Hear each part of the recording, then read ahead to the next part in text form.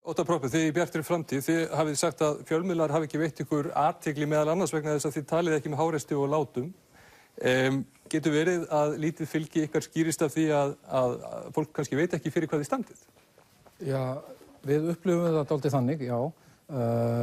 Við höfum fundið fyrir því að þegar að athyglin beinist að okkur, eins og gerist nú til dæmis bara núna nýverið þegar að á einhvern furðulegan hátt við reyndust vera þau einu sem að kusum gegn búvörusamningnum, þá höfum við fengið mjög mikinn velvilja og heilmikinn stuðning. En hver er ykkar stefna í svona stærstu málaflokk? Okkar stefna er frjálslynd miðjustefna í grunninn, en við leggjum mjög mikla áherslu á umbótahugsunina og það hvernig er unnið. Og það er kannski vandamálið og það sorglega við þetta kjörtímabil er að við höfum glatað tækifærunum til þess að vinna úr öllum þessum utanaðkomandi lotterísvinningum sem við höfum fengið.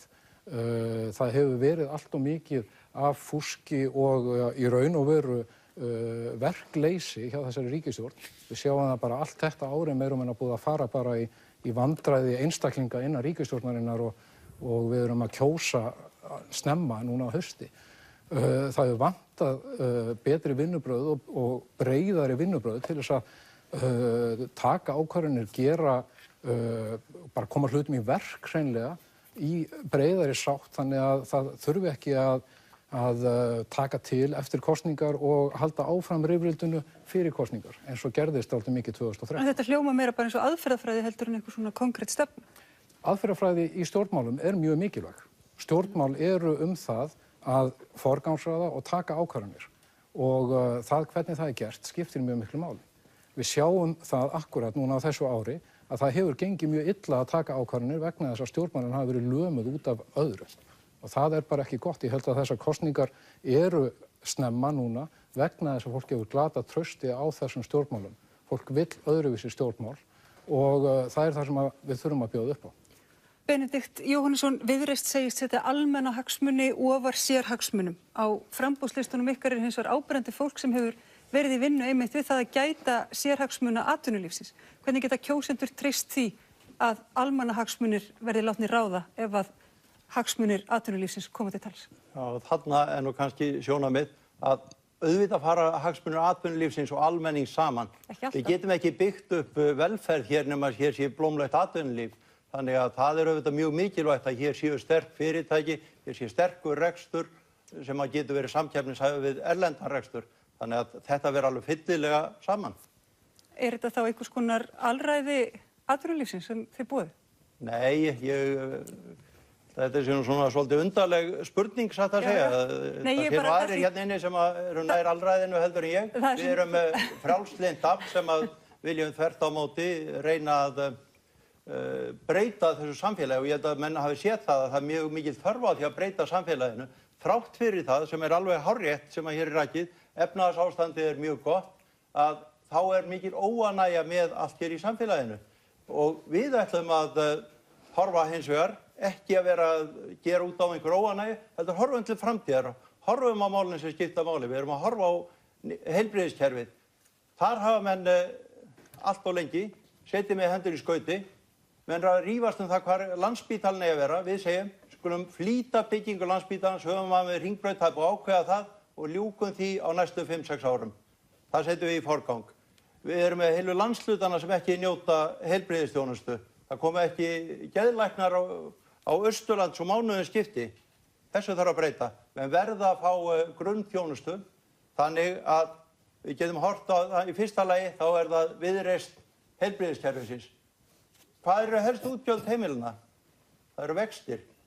Ungt fólk sem skuldar kannski 25 milljónir í íbúð og er með óverðtryggt lán, þau borgaðum það fyrir 150.000 á mánuði. Ef vextir hér væru svipaðir og gerist í öðrum löndum, þá væri þessi útgjaldalegu miklu minni. Hvernig er þetta að lækka vextina? Jú, við erum með leið til þess. Við viljum binda festa gengi krónunnar við erlendan gjaldmiðil með svonefndu myntráði. Þetta er lausn sem hefur verið notuð víða annars staðar. Það sem að sýnir sig þá er það að smám saman lagar gengi gjaldmiðilsins, í okkar tilviki krónunnar, vexti gjaldmiðilsins, sig að vöxtunum erlendis. Segjum bara að þau lækki úr 7,5% niður í 4%. þá erum við að lækka mánaðarlega útgjöld það bil 75.000 krónur hjá venjulegu fólki. Það það bil 100.000 króna kauphækkun. Þetta alveg kjarabætur.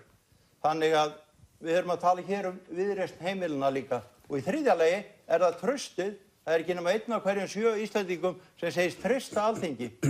Af hverju skyldi það vera? Við sjáum það aftur og aftur, það vegna þess að stjórnmálamenn lofa einhverju og standa ekki við það. Það vegna þess að þegar kemur að því að almannahagsmunir vera varðir á Alþingi, tökum til þess búvörusamningana sem var verið að nefna hér áðan. Hvað það margir alþingismenn sem stilla sér upp með neytendum í búvörusamningunum og vilja ekki festa þetta gamla kerfi í 10 ár? Það eru 7 alþingismenn af 63. Aðrir greiða þannig hvort atkvæði með, sitja hjá eða bara einhver stór út í bæ að borða kökur. En munið þið Viðreisn berjast fyrir Evrópusambandsaðild? Við munum berjast fyrir því og það nú mjög gott að spyrja þetta vegna þess að það var helsta loforð þessar manna sem standa hér sitt hvor megin við mig. Ég ekki búinn að segja einu sinni hvert loforðið var. Sá sem stóð undir hérna vinstra megin við mig, ágætur og traustur maður, hann tekur það fram að rétt fyrir kosningar að Sjálfstæðisflokkurinn muni berjast fyrir því að verði kosið með Evrópusambandsaðild á fyrri hluta kjörtímabilsins og þetta var svo heilagt loforð að það var sérstaklega tekið fram og við það munum við standa. Svo allt í einu fundin upp einhver ómöguleiki. Þannig að vona fólk vantreysti slíku stjórnmálabastri þegar allir flokkarnir hver á fætur öðrum bregðast með þessum hætti. Það krafa breytingar, það krafa að byggja upp traust. Það sem sagt Viðreisn Alþingis. Bjarni, viltu svara þessu? Já, þetta bara rangt að þetta hafi verið helsta loforð okkar. Okkar loforð hefur staðið til þess að halda Íslandi utan Evrópusambandsins. Og það ágætt að Benedikt gengst við því hér að hans flokkur vill ganga í Evrópusambandið vegna þess að það hefur verið allt of mikið af viðræðu sinnum í Evrópumálum á Íslandi. Það nefnilega ekki þannig að þjóðum standi til boða að knýja dyra hjá Evrópusambandinu og segjast vera mætt þangað svona til þess að spjalla. Það hefur engin áhuga að ræða við þjóðir sem eru komnar til að spjalla. Og það ekki hægt að leiða þjóð og það getur ekkert stjórnmálaafl látið taka sig alvarlega sem hefur eingöngu þá stefnu að spjalla saman við Evrópusambandið. Annaðhvort ætla menn að fara þar inn og sækja af alvöru og fá þá Evrópusambandið að borðinu eða menn sleppa því. Sjálfstæðisflokkurinn ætlar að sleppa því, því lofaði hann fyrir síðustu kosningar.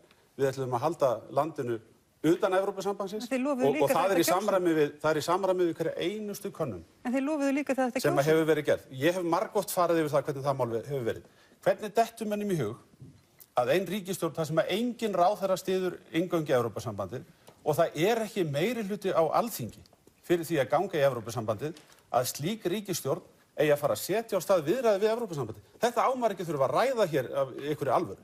En þetta svo augljóst og það sem líka augljóst það að okkar stefna í samræmi við vilja landsmanna. Það svo einfalt. Þá spyrjum við á móti hvernig datt nokkrum manni í hug að lofa því fyrir kosningar að það ætti að greiða þetta atkvæði?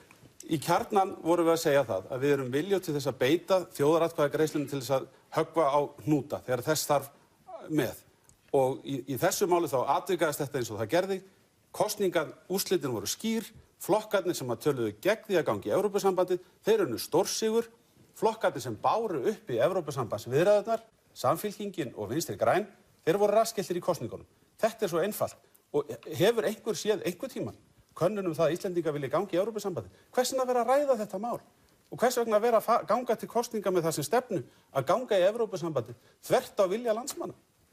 Það auðvitað galið. Það meira sér hörðustu Evrópusinnar hafa engan áhuga á því. Bjarni Benediktsson, það hefur líka blásið Sjálfstæðisflokkinn á þessu kjörtímabili. Þú og Ólöf Nordal reyndust bæði flækt í aflandseyjamálið. Hanna Birna Kristjánsdóttir þurfti að segja af sér eftir lekamálið. Illugi Gunnarsson reyndist fjárhagslega háður fyrirtæki sem greiddi síðan götu á erlendri grundu. Hafa kjósendur einhverja ástæðu til þess að treysta Sjálfstæðisflokknum eftir allt þetta? Já, það sjálfsagt að menn spyrji sig að því á hverjum degi og kannski ekki síst þegar að nálgast kosningar.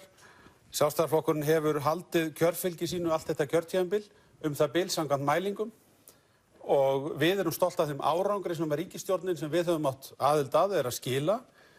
Við erum stjórnmálaflokkur sem að vinna að hagsmunum landsmanna þannig að við viljum sjá lífskjörin í landinu fara jafnt og þétt upp á við. Og þetta sagði ég fyrir síðustu kosningar og þetta það sem við höfum gengið eftir. Fyrir þessa kosningar munum við sjá ýmis kosningaloforð. vegna þess að menn eru almennt orðnir sammála það að staðan sé gjörbreytt. Fyrir síðustu kosningar var ríkissjóður rekinn með halla, staða heimilanna var veik, það vantaði fjárfestingu og við vorum föst í höftum og sáum ekki fram úr þeim. Þetta hefur allt breyst á einungis 3 árum sem að við höfum verið við völd. En megum við spyrja þig, Bjarni, hvaða mál ætlar Sjálfstæðisflokkurinn að sitja á oddinn í þessum kosningum? Það sem að skiptir langmestu máli og öll mál tengja inn á það að við höldum áfram þeim stöðuleika sem hér hefur náðst og byggjum þannig undir alvöru viðspyrnu til sóknar á þeim sviðum sem að við þekkjum svo vel úr umræðinni. Í fyrsta lagi þetta ríkisstjórnin sem fyrst allra ríkisstjórna sýnir fram á það hvernig við getum fjármagnað og byggt nýjan Landspítala. Það þarf að fylgja þeim áformum eftir, draga úr kostnaðar þáttöku eða greiðslu sjúklinga í heilbrigðiskerfinu. Í annan stað, eins og Sigmundur Davíð hefur hér komið inn á, þá erum við að vinna í breytingum á almannatryggingakerfinu og ætlum að styrkja það, ætlum að nota bætta stöðu ríkissjóðs til þess að gera það. Við þurfum á sama tíma að halda stöðuleikanum vegna þess að hann forsenda þess að verðbólga lækki hér og vextir. Heimilin greiða 100 milljarða á ári í vexti af íbúðaskuldum og öðrum skuldum.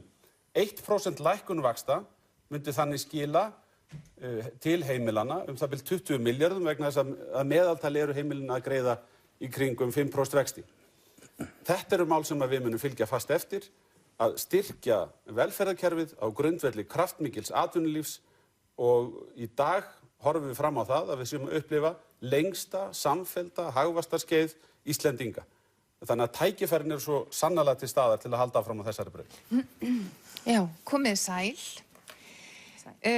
Öryrkjabandalaginu og þá aðildarfélögum þess sem eru 41 talsins og eru með 29.000 félagsmenn, það eru 9% þjóðarinnar, hefur oft sinnis verið lofað bót og betrun í ýmsum málaflokkum sem Öryrkjabandalagið leggur áherslu á.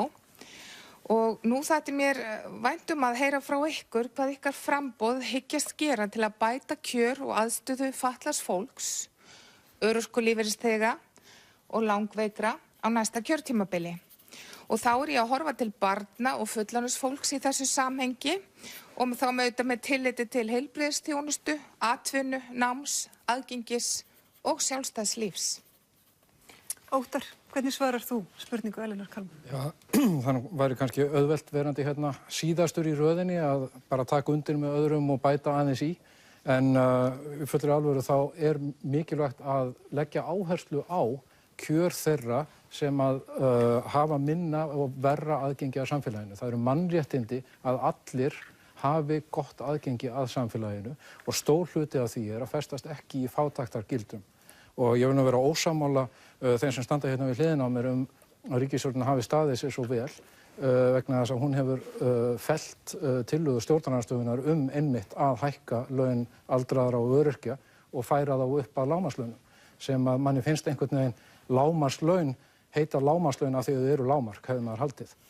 En af því að Ellen spyr málefni öryrkja og réttinn til sjálfstæðs lífs.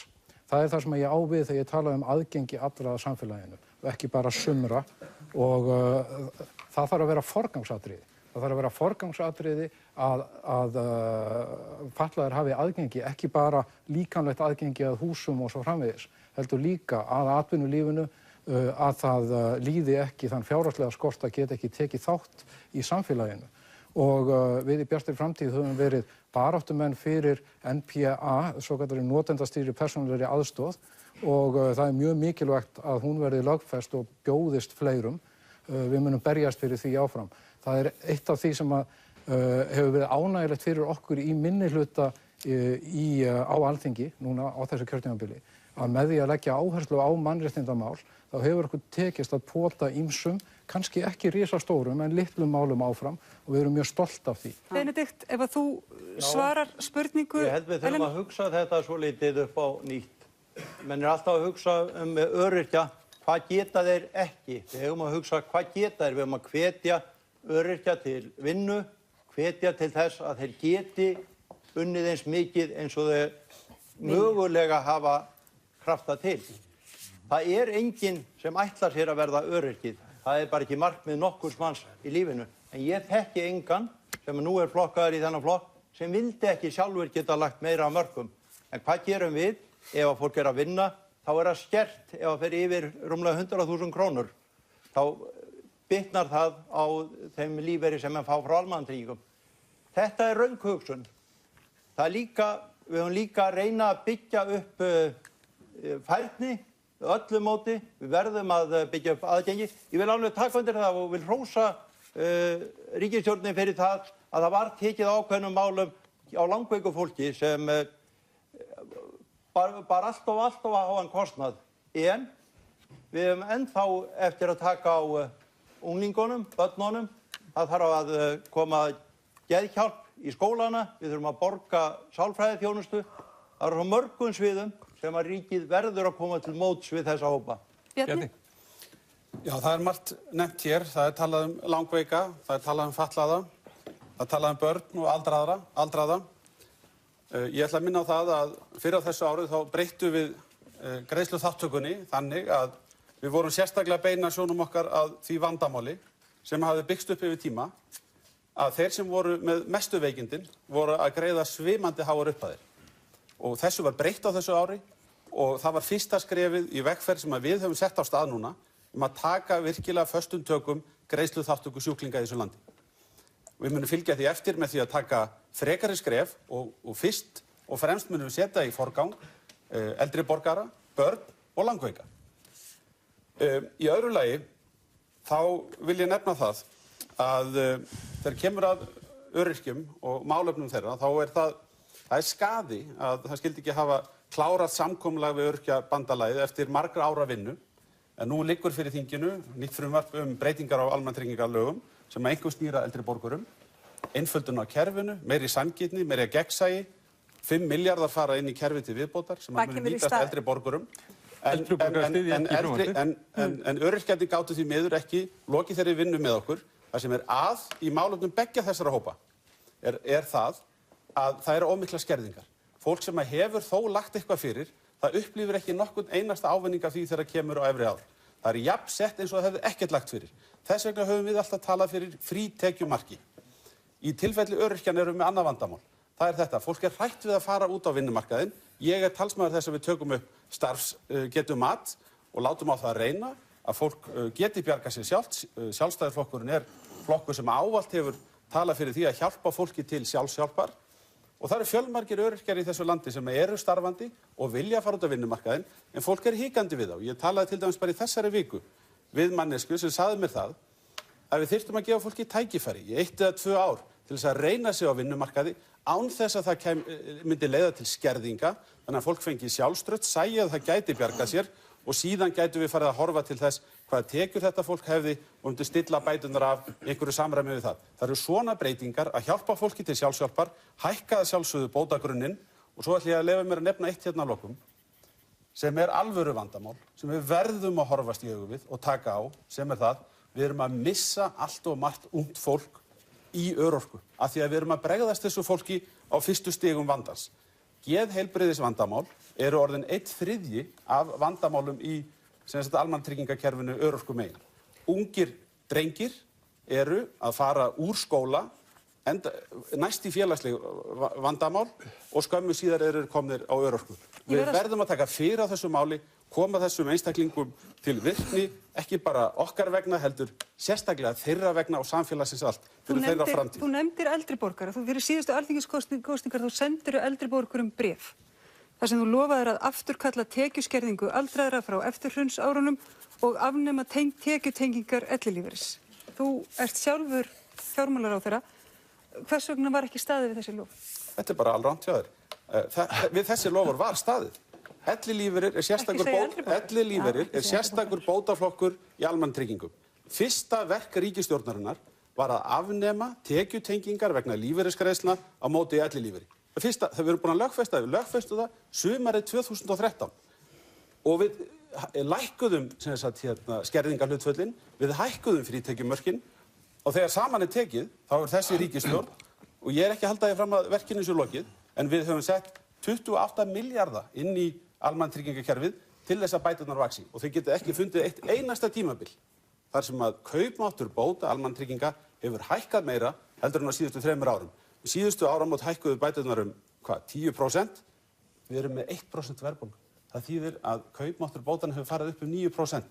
Þetta alvöru árangur sem skilar sér beint í umslagið og í vasann hjá þessu fólki. Bara vegna þess að nefnir, samkvæmt upplýsingum frá Tryggingastofnun þá skerðist lífeyristrygginga ef atvinnutekjur eða fjármagnstekjur fara umfram ákveðið frítekjumark.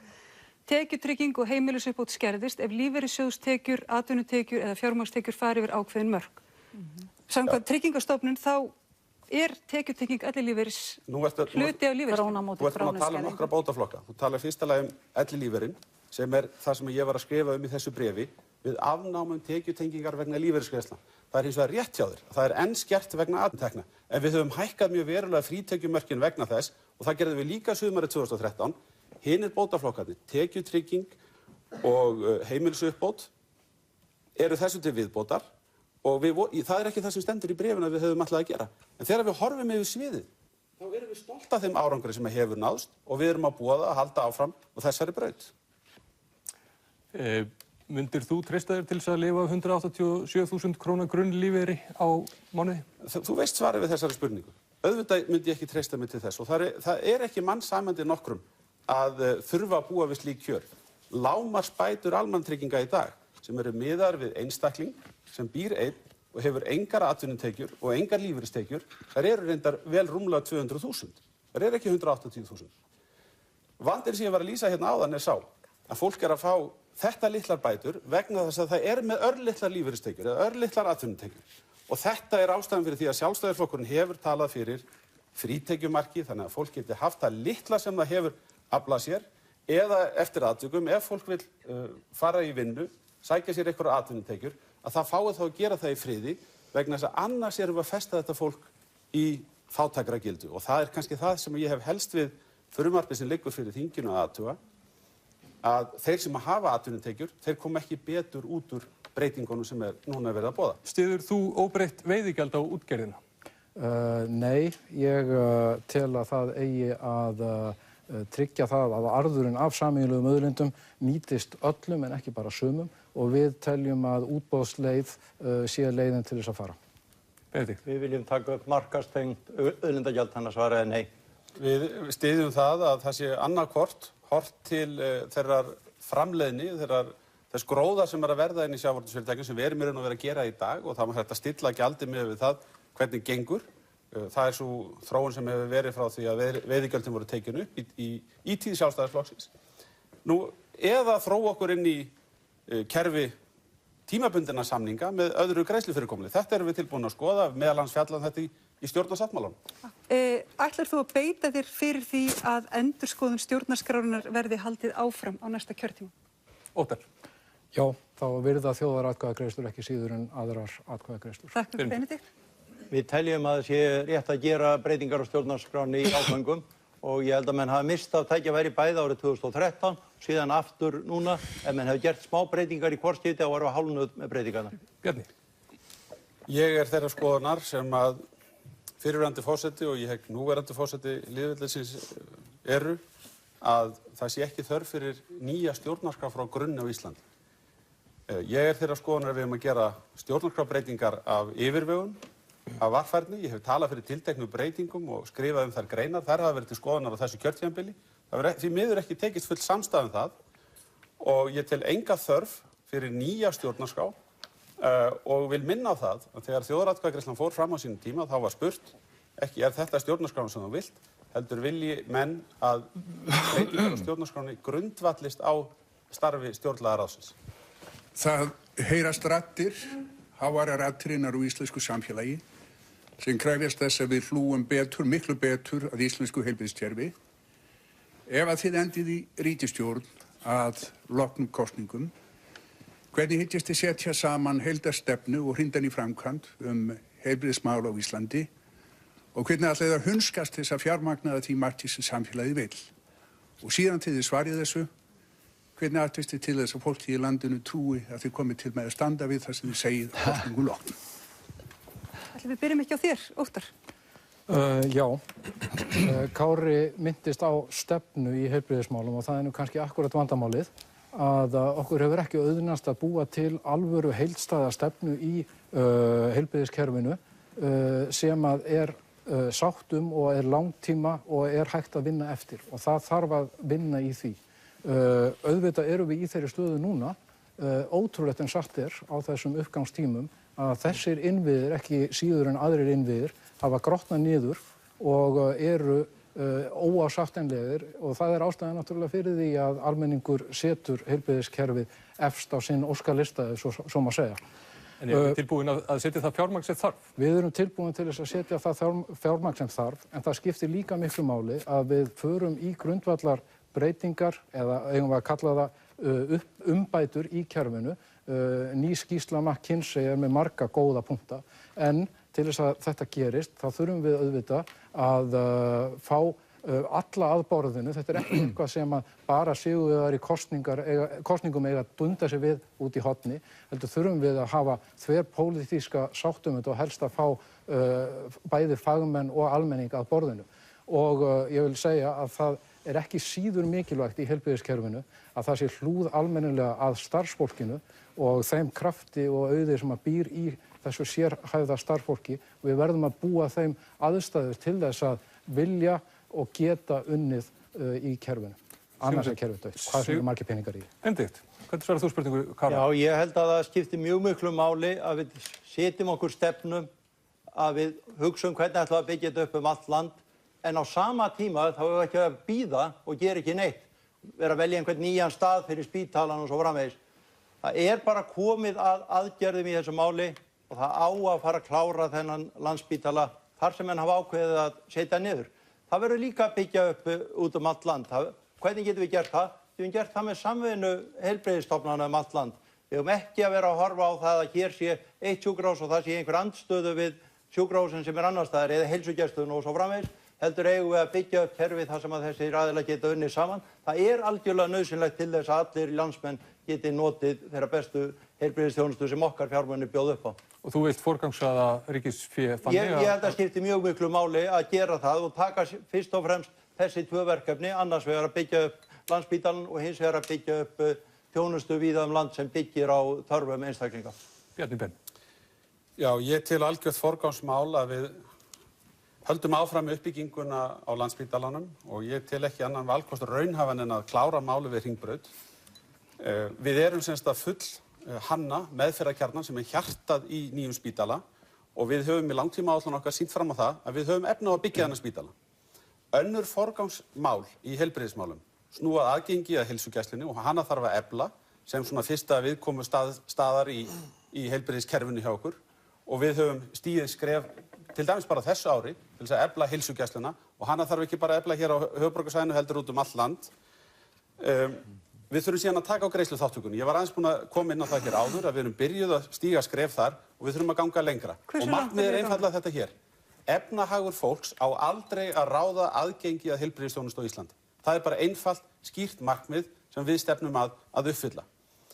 Ég ætla síðan að nefna hér sérstaklega. Fólk spyr, höfum við efni á þessu? Við höfum efni á þessu. Við erum fyrsta lagi búin að sýna fram á það að við getum byggt spítalann, en það eðlilegt að fólk spyrja hvort við getum ekki gengið lengra.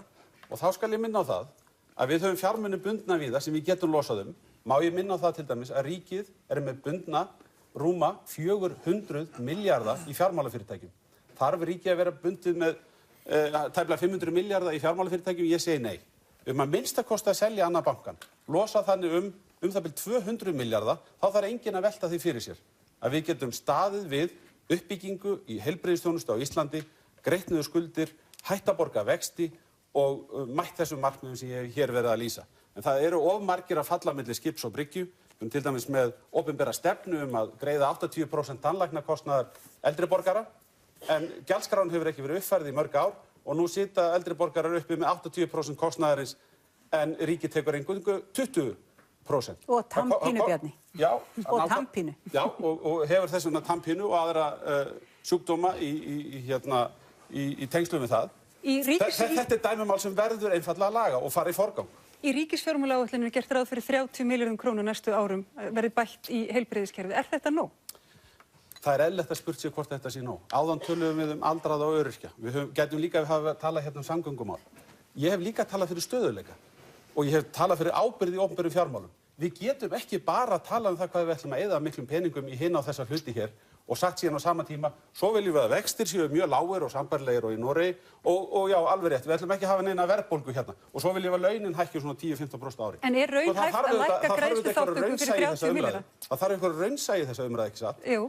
Ef við viljum raunverulega áfram njóta góðs af því að hafa hér verðbólgu í kringum 1% eins og hún í dag og ef við viljum raunverulega fá vextina niður þá þurfum við að hafa okkur skynsamlega og forgangsraða mjög stíft. Og við getum ekki hækkað launum 15% á hverju ári. Er raunhæft að þið haldið ykkur við 30 milljarða inn í heilbrigðiskerfið á næstu árum og samt að lækka greiðsluþátttöku? Í þessari áætlun sem þú ert að vísa til, þá erum við ekki að gera ráð fyrir því að bankin verði seldur að fullu til dæmis. Þannig við getum skapað meira svigrúm, en við verum líka að gæta okkar í því að ríkið ryðjist ekki inn og sé á sama tíma og hér verið að byggja iðnaðarfyrirtæki og einkageirinn að fjárfesta mjög mikið, að ríkið ryðjist inn ef það ekki pláss í hagkerfinu vegna þess að það mun ekki leiða til neins annars heldur en hærri verðbólgu, hærri vaxta sem lendir beint í fanginu á heimilunum. Það þurfum við að passa upp á að gerist ekki og ég held því fram að þessi ríkisstjórn skili góðu verki þegar kemur að þessu, stífri forgangsröðun.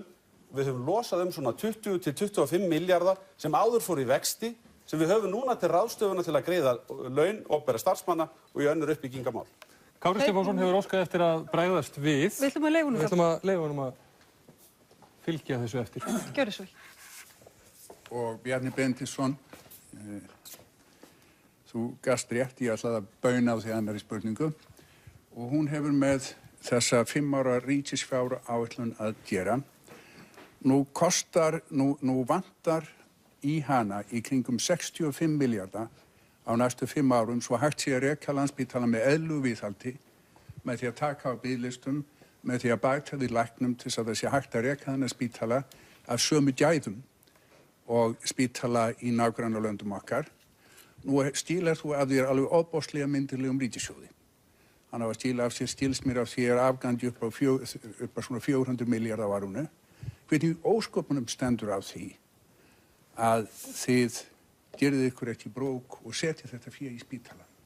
Númer 2, að samkvæmt í áætlun heilbrigðismál sem til í uppkastformi í velferðarráðuneytinu, þá reiknið þið með því á næstu 5 árum að minnka hlutfall greiðsluþátttöku fólks úr 18% í 15%, sem smáræði. Það stendur að þið hafið það markmiði að minnka greiðsluþátttökuna frá 18% í 15%. Hversni í ósköpunum skattleggið ekki bara fyrir þessu, vegna þess að það ókeypis skattlagning. Það kemur hvortið úr vörsum fólksins í landinu. Þetta ekki peningur sem tekinn úr umferð, sem myndi annars búið til verðmæti annars staðar. Það eina sem væri gert var að það væri verið að dreifa greiðslunni yfir langan tíma í stað þess að koma úr vörsum fólks þegar lasið og meitt og hefur stjertar tekjur. Takk fyrir þetta, Kári. Takk. Bjarni, viltu bregðast við? Já, ég skal bregðast við þessu. Það ágætt að Kári farin að vera aðeins raunsæri í hugmyndum vöntun á framlögum inn í heilbrigðiskerfið. Vegna þess að 11% talan af landsframleiðslu, hún kallar á það að við bætum á ári, takið eftir, á ári, 50 milljörðum í heilbrigðismál. Það algjörlega óraunhæft og þetta ekki mælikvarði sem í sjálfu sér skiptir öllu, heldur hljótu við ávallt að vera að horfa á aðgengi að þjónustunni og gæðið þjónustunnar. Hann heldur því fram að það vanti það bil 10 milljarða á ári til Landspítalans sem rekinn fyrir 50 milljarða í dag. Við getum örugglega náð miklu meiri árangri með 10 milljörðum til viðbótar og ég sammála því að þar hlýtur að koma í forgang að stytta biðlista og bæta gæði þjónustunnar. Í vikunni var rætt til dæmis lyfjakaup, mikilvægi þess að við setjum meira fjármagn í það sem við erum þó að gera. Ég hef hér í mínu máli fært rök fyrir því að við getum gert það sem stendur í langtímaáætluninni og gott betur ef við tökum réttar ákvarðanir á næstu árum. Varðandi greiðsluþátttöku sjúklinga, þá hef ég hér talað fyrir stefnu Sjálfstæðisflokksins sem þessi. Við ætlum ekki að láta efnahag fólks ráða því hvort það hafi aðgengi að heilbrigðisþjónustunni. Við ætlum að forgangsraða með vissum hætti. Við tókum fyrst þá sem hafa verið langveikir, aldraða, börn, öryrkja og síðan ætlum við að taka markvisst þær holur sem í kerfinu og eyða þeim. Ég held hins vegar að það sé óraunhæft að tala fyrir algerlega gjaldfrjálsu heilbrigðiskerfi. Vegna þess að þá óttast ég að við munum missa alla aðgangsstýringu að kerfinu. Og það reynsla annarra þjóða, það í samræmi við ráðleggingar alþjóðlegra sérfræðinga þessi efni, en það þýðir ekki að gjaldtakan eða kostnaðarhlutdeild sjúklinga eigi að vera einhvers konar aðgangshindrun. Og lyfjakostnaðurinn hefur ekki mikið verið ræddur hér í kvöld, en hann auðvitað sérstakur þáttur sem við verðum að taka á. Og þar ég sammála Kára að það að greiða lyf fyrir sjúklinga mjög góð fjárfesting, vegna þess að það hjálpar fólki fyrr aftur á fætur. Hingað komin Elísabet Erlendsdóttir, hún verkfræðinemi við Háskólann í Reykjavík, hefur látið sig og tekið þátt í hagsmunabaráttu stúdenta. Hún með spurning til ykkar varðandi menntamál. Gjörðu svo. Takk. Sælöll, gaman að sjá ykkur. Nú hefur lánasjóður íslenska námsmanna verið mikið í umræðunni, enda eitt helsta hagsmunamál íslenska stúdenta, og það því mjög mikilvægt fyrir okkur að vita að ef frumvarp núverandi menntamálaráðherra lánasjóð íslenska námsmanna nær ekki fram að ganga fyrir kosningar, mun ykkar flokkur beita sér fyrir því að leggja fram slíkt frumvarp, og ef svo hvaða breytingar teljiði að sé þörf með við núverandi kerfi LÍN? Því að við viljum ekki bíða í 4 ár í viðbót eftir betri lánasjóði. Já, við höfum ekki verið hrifin af þessu frumvarpi, þó svo að það sé góð hugmynd að fara yfir í styrki, að þá ekki rétta leiðin til að gera það með því að taka annars staðar innan úr kerfinu og bæta engum fjármunum við. Það þarf að bæta fjármunum við. Þetta ekki bara business, þetta fjárfesting fyrir samfélagið. Og það mjög mikilvægt að við séum ekki að þyngja endurgreiðslubyrðina með því að auka vexti, með því að minnka tekjutengingar, vegna þess að það kemur niður á þeim sem eru lægra launaðir í framtíðinni, með bara tekjumunni óútskýrðum kynjana, að þá bitnar það sérstaklega á konum og það óréttlátt. Þannig að við þurfum að byggja þetta kerfi upp, við þurfum að líta á þessum fjárfestingu til þess að auka menntun og líka hreinlega bara til þess að auka trúna á það að það sé gott að búa á Íslandi og ala upp börn á Íslandi. Mér heyrist umræðan benda til þess að þetta mál væri alveg hægt að ná breiðri sátt. Það að segja að allir tala það að það væri gott að hafa styrki og hins vegar þá vilja ekki hafa það nákvæmlega eins og Illugi leggur til. Ég held að það sniðugt að hafa styrki sem hvetjandi til þess að menn hraði sínu námi. Þannig að ég held að það sé margar góðar hugmyndir í þessu. Hins vegar var frumvarpið lagt fram á síðustu dögum vorþings núna í vor, en hafa ekki fengið nægan tíma til þess að ræða þetta. Ég held hins vegar að hér sé alveg komin grunnur til þess að ná samstöðu sem muni koma námsmönnum vel. Sjálfstæðisflokkur. Já, þetta eru góða breytingar sem verið að leggja fyrir þingið og í reynd þá getum við bara klárað þetta mál núna, vegna þess að málið kom út nefnd og það ekkert til fyrirstöðu bara ljúka meðferð þessa máls, þannig að svo sem hér talaði áðan geti bara gengið áhyggjulaus í kosningamálið frá gengið. Nú ert þú sennilega að segja tíðindi, þetta hefur þú farið út nefnd í dag, það ekki? Já, þetta nýkomið út nefnd eða á leiðin út nefnd, það búið að boða að verið tekið út nefnd, það að síðast sem ég heyrði. Það sem ég líka við þessar breytingar það að þarna kemur bara styrkur. Það gegnsæi í kerfinu, en í dag þá þurfa námsmenn að taka lán og styrkurinn felst í lágum vöxtum. Það galli í kerfinu í dag að þeir sem fara í mjög langt nám eru að greiða allt og lítið af láninu tilbaka. Þannig vorum við kannski með 20 nemendur sem voru búin að taka lán upp á 500–600 milljónir og við erum að afskrifa 70–80% af þessu. Með styrknum þá mun námsmönnum gerast betur kleift að komast í gegnum námið og komast úr háskóla með lægri skuldabyrði. Það ekki hægt að leysa hvers manns vanda við allar breytingar. Ef menn vilja síðan fara í tekjutengdar endurgreiðslur á námslánunum, þá eru menn afturfarnir inn í styrkjakerfið og það vandamál. Við erum meira sem með lánasjóðskerfi í dag þar sem að 70 einstaklingur getur tekið 40 ára lán og hann endurgreiðir í samræmi þar sem hann hefur tekjur í framtíðin. Þetta auðvitað galið, þetta ekki góð nýting á fjármunum. Við að beina þessum fjármunum til unga fólksins, láta þau hafa alvöru styrk og valkost að taka lán ef þau þurfa á því að halda til þess að bæta framfærslu sína. Ég veit ég berlega frábær og